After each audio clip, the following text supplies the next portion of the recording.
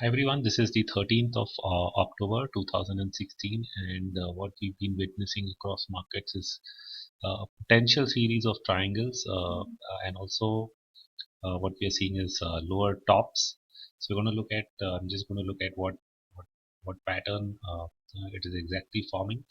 This is the hourly chart of the Nifty, and since we made this high at around 89.60, we've seen two lower tops, and essentially I started considering the possibility that we initially had an impulse wave A down here, and then since then we've been forming a B wave.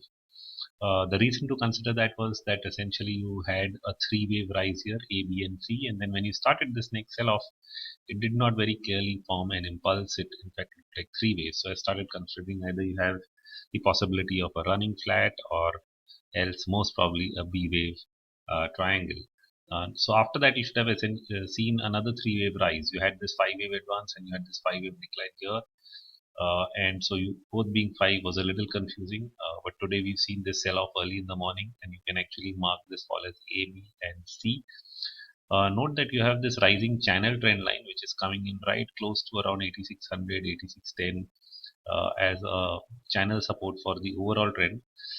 That is still not broken down on the Nifty, though it has broken on the Sensex.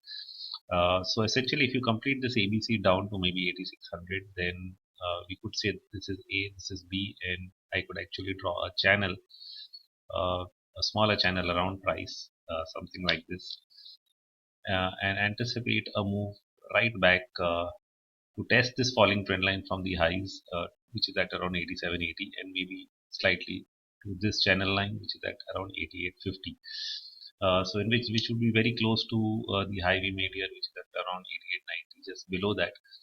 And like I said, if B wave is a triangle, then it would, if we do test 88, then it would start looking something like this. So it's A, B, C, D, and E.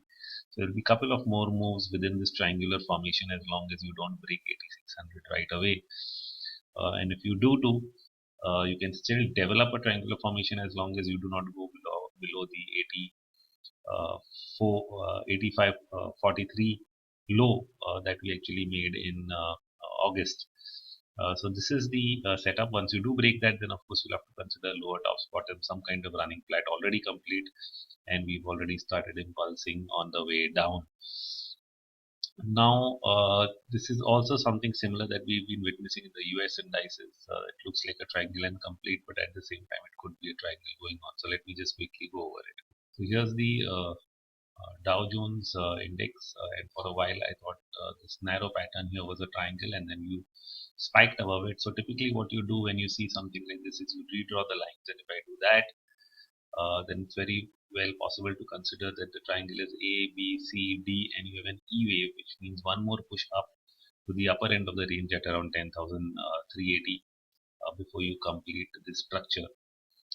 If I simply go to the S&P index, it would again look like there was a triangle complete, but you've sold off.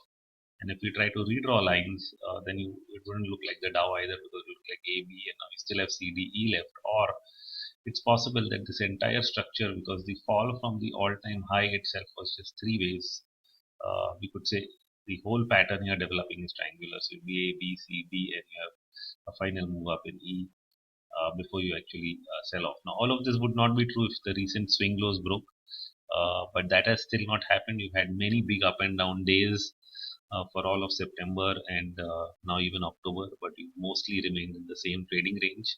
So unless you break this trading range, it's possible that you just continue to form a triangular formation right into the end of October, and that's what we're looking for, either a breakout of this range or the continuation of a triangular structure in most indices.